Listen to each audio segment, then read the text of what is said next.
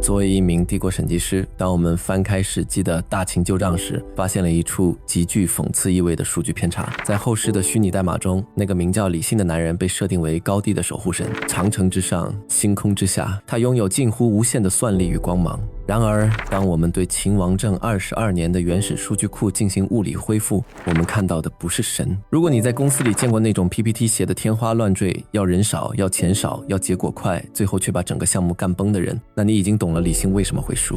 历史上的李信就是一个急于兑现期权的大厂做题家，他不仅弄丢了那片高地，还导致了帝国并购史上最大规模的一次资产减记。李信曰20万人便足，王翦曰非60万人不可。秦王政22年，咸阳宫大秦集团召开了一场关于并购楚控股集团的战略决策会。这不仅仅是一场军事会议，更是一场关于投入产出比 ROI 的竞标现场。彼时的秦国现金流已经崩到了极致，灭韩、灭赵、灭魏、灭燕，连续的并购扩张让帝国的财政库存出现了巨大的赤字。CEO 嬴政急需一场低成本的胜利来完成上市前的最后冲刺。摆在他面前的有2份完全不同的项目书。方案 A 由新晋高管李信提交，核心卖点是高杠杆，只要20万兵力，主打狼性文化，快速迭代，以小博大。这对于急于完成 KPI 的嬴政来说具有极大的诱惑力。李信精准地抓住了老板的痛点，那就是快和省。方案 B 由退休返聘的元老王翦提交，核心逻辑是风险厌恶，非60万兵力不可。这个数字意味着要抽干大秦集团所有的流动性，不仅成本高昂，而且周期漫长。在嬴政看来，这更像是一个只想守成、早已失去市场敏锐度的老员工的消极怠工。他认为王翦是在漫天要价。基于成本控制的考量，嬴政做出了一个符合商业逻辑但忽略风控的决定，驳回王翦，重用李信，甚至在公开场合发表了针对王翦的负面评价。王将军老矣，何其怯也。这是一次典型的决策层误判。嬴政误将稳健经营当成了胆怯，误将赌徒心态当成了壮勇。金人因随之3日3夜不顿舍，大破李信军。李信的开局符合所有激进派的预期，他带着20万大军一路狂飙，股价似乎真的在飙升。然而，审计师在复盘这场惨败时，必须指出一个常被教科书忽略的系统 bug。李信的溃败不仅仅因为轻敌，更因为后方供应链的突然熔断。在史料的幽暗角落，我们发现了一个被故意模糊处理的关键人物——昌平君。此人身份极为特殊，他既是秦国的乡邦，又是楚国的公子。而在李信出征的同时，嬴政竟然派昌平君去后方镇守郢城，这相当于让竞对公司的前任高管去看管自家的粮仓，这是一种违背常理的安保漏洞。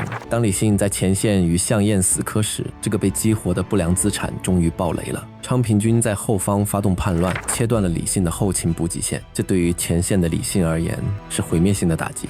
前方是楚国名将项燕的正面冲锋，后方是自家丞相的釜底抽薪，这不是战争，这是被做局了。李信输在了他对系统稳定性的盲目自信，他以为自己是在操作一场单机游戏，只要操作足够秀就能通关，但他忽略了这是权力的多人在线博弈。任何一个未被清洗干净的旧代码都足以导致整个系统的死机。20万大秦精锐成为了这起并购案的坏账，被一次性核销，李信的数据被瞬间清零。从此之后，他在史书中彻底边缘化，成为了一笔尴尬的负资产。始皇闻之大怒，自持如平阳，见谢王翦。这是嬴政职业生涯中极罕见的时刻，这位拥有绝对控股权的独裁者被迫向一位离职员工低头，因为他终于算明白了一笔账。李信的20万确实便宜，但如果全部亏损，那就是100%的负债，不仅本金全无，还会导致公司破产。王翦的60万虽然昂贵，但只要能完成并购，就是优质资产的注入。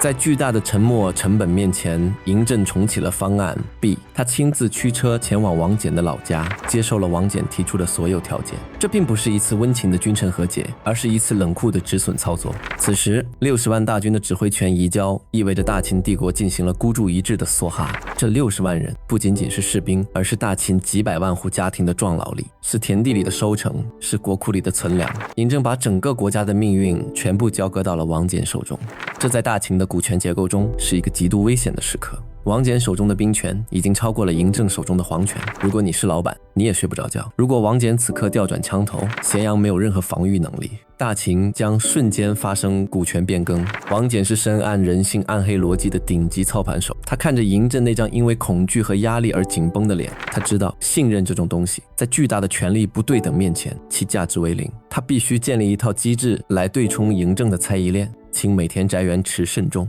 大军出征前，王翦做了一件让所有下属都感到羞耻的事，他像一个市井无赖一样追着嬴政讨要房子、田地、园林，甚至在出关的路上还要连续5次派使者回去催账。部下认为这是贪婪，是老糊涂了，但审计师要告诉你，这不是贪，他是在告诉嬴政，我比你更怕你。王翦的底层逻辑是，老板，你把国家的军权、大秦的家底全交给我了，你肯定怕我造反，既然如此，我就要把我的欲望具象化、庸俗化，我疯狂地向你要房子、要地、要钱，还要留给子孙后代。这传递了2个关键信息。第一，我没有政治野心，我的格局仅限于做一个富家翁。第二，我的资产都在咸阳，都在你的控制之下。这本质上是一场互换质押，嬴政把军队质押给王翦，王翦把身家性命和家族未来质押给嬴政。当使者回报说王翦又在催着要房子时，史书记载嬴政大笑。这一声大笑是一出极其精彩的心理博弈，他笑的不是王翦的贪婪，而是安全感落地的声音。他确认了王翦的软肋还在自己手中，这笔交易闭环了。王翦果带李信击金，一岁而定金。抵达前线后，王翦并没有像李信那样急于证明自己，他选择了由于不可抗力暂停交易。整整1年，60万大军坚壁清野，不战，只休整，只洗澡，只投石取乐，这在财务报表上是极度难看的。每天消耗着天文数字的粮草，却没有任何产出。项燕在对面数次挑衅，王翦置若罔闻。这其实是最高级的商战，他在拼消耗。楚国是被并购方，他们的资源是有限的，他们的粮草撑不了1年，而秦国经过商鞅变法100年的资本积累，虽然痛苦，但耗得起。当项燕的部队因为粮尽援绝而被迫撤退时，王翦捕捉到了那个瞬间，一直静默的60万大军突然启动，如同一堵黑色的高墙，平推了楚国的防线。这不是计谋，这是资源碾压，这是基于绝对实力的降维打击。王翦没有给项燕任何翻盘的概率，他杀死了楚国的名将，俘虏了楚王，彻底完成了这笔超级并购案。大秦帝国的这场灭楚之战，为后世的职场留下了一份极其珍贵的审计样本。李信代表了职场中的那类想赢的人，他们激进、聪明，渴望用极小的成本博取极大的收益，他们相信奇迹。王翦代表了职场中那类不输的人，他们冷酷、精算，深知只有拥有足够的资源冗余，才能对抗未知的黑天鹅。他们不相信奇迹，他们只相信数据和筹码。更重要的是，李信输给的不是楚国，是他对系统的误判；王翦赢的也不是战争，是他对人性的定价。李信在游戏里守住了高地，王翦在历史中守住了头颅。在这片被他亲手推平的楚国废墟之上，一股违背常理的绝对愤怒正在苏醒。18年后，这股愤怒将找到他的肉身载体。那个男人拥有重瞳，力能扛鼎，他不需要60万大军，他不需要后勤，他不需要逻辑，他将带着亡国灭种的极致仇恨，在巨鹿，在咸阳发起一场违背所有军事常识的自杀式反扑。王翦苦心经营的防线将在他面前如纸般碎裂，王翦的亲孙子王离将成为他祭旗的猎物，大秦帝国的万世基业将在他的一把大火中烧成灰烬。楚虽三户，亡秦必楚。